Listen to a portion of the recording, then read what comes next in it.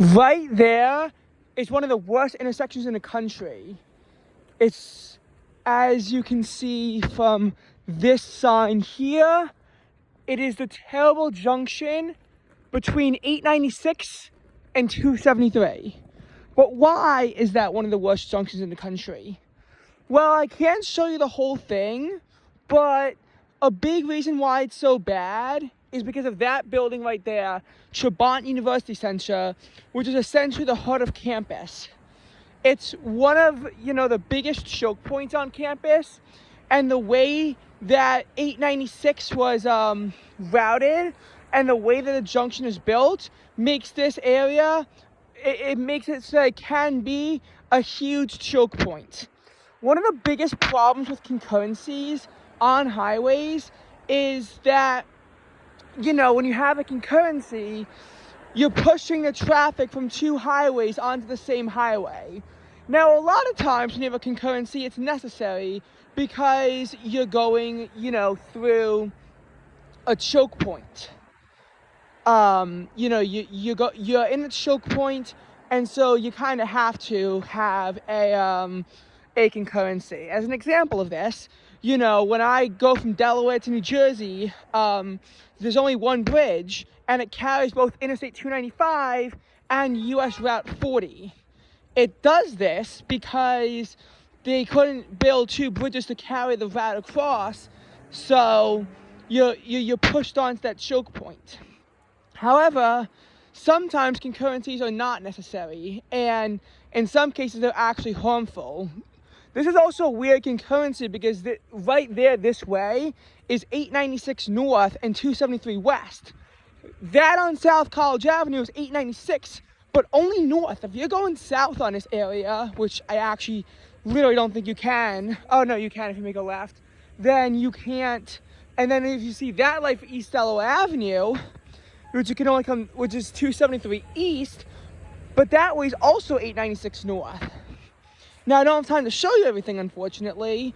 Maybe as I get further down, I'll be able to show you it from a different angle.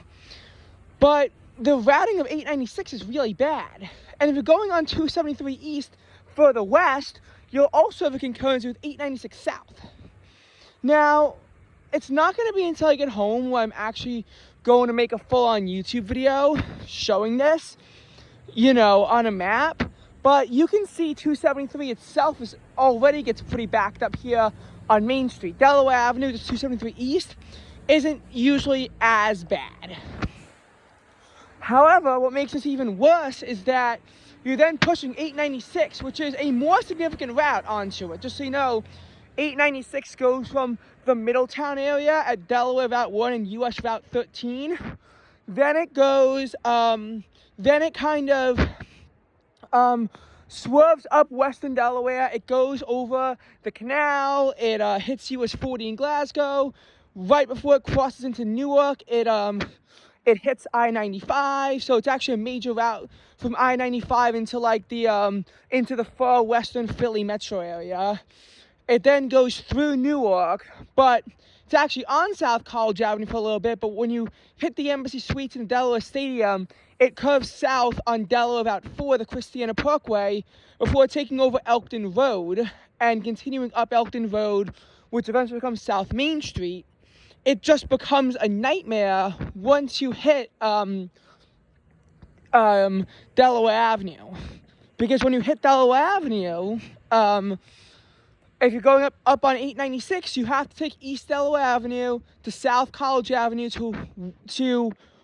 or West Delaware Avenue to South College Avenue to West Main Street before you can continue on New London Road, where it eventually continues into Maryland for a hop, skip, and a jump before continuing into Pennsylvania and continuing for a pretty long ways into Pennsylvania, as Pennsylvania about 896.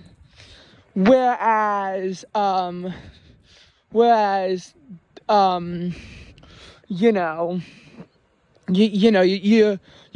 pushing all that 896 traffic, which was, by the way, it was designed on Main Street to bypass UD, and now you're just putting it at what is, in my opinion at least, Delaware's most critical point.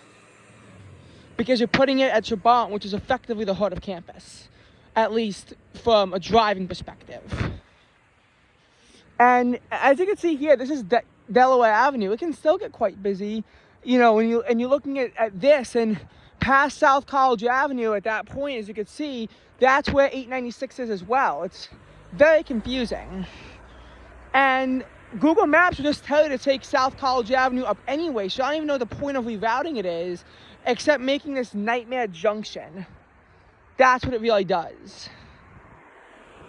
Because if you're going south on 896 on New London Road, you have to turn onto Hillside Avenue because New London Road is briefly a one-way street, and then you're forced to briefly go on West Main Street, then kind of curve on South Main Street, and then at that point you can continue along in that weird zigzaggy route.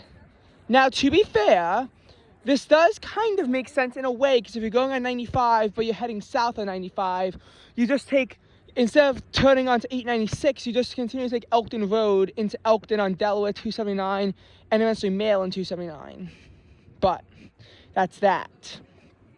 And Delaware Route 273, for what it's worth, is not an irrelevant route either. It actually continues into Maryland for 16 miles in the northern part of the state, and it goes all the way out to Rising Sun at US Route 1. Not that's the corridor from Rising Sun to Newcastle, but once you get past Delaware Route 72 and it stops being that one-way pair, it's an important corridor at the very least to I-95 and Delaware Route 1, but it honestly does go all the way to Newcastle and Delaware Route 141. So it's kind of that weird thing. I don't know why they let 273 go through the heart of UD's campus and they forced 896 around. That really doesn't make a lot of sense to me, considering 273 is also a very important route. And furthermore, they truncated Delaware Route 2 to not go through campus. Now again, having I-95 not go through campus actually makes perfect sense. Because you don't want a highway cutting right through a college campus, and it's not so far. It's only like 2 miles south of campus. It's just that 2 miles can be pretty significant at times, as well as the fact that the intersection between 896 and 95, it has a lot of gaps due to construction. But you just look at this, and that's just what you kind of see. And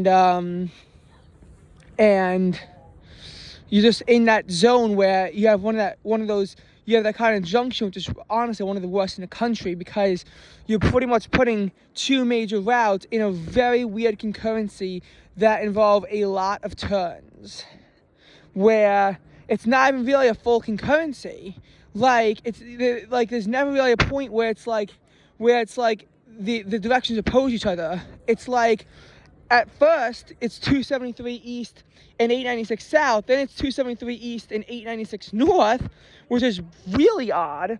And at the same time, it's also, you have points where it's like, it's 896 north of 273 east, and then it's 896 north on 273 west. So that really makes no sense as far as that goes. Delaware 273 east also concurrency with Delaware Route 72 north, but of course in the other directions there is no concurrency. That at least makes sense because Ogletown Road continues as West Main Street, but if you're coming on traffic from Delaware Avenue, it does make sense why you'd avoid that. I mean, it's still weird, but at least it makes more sense.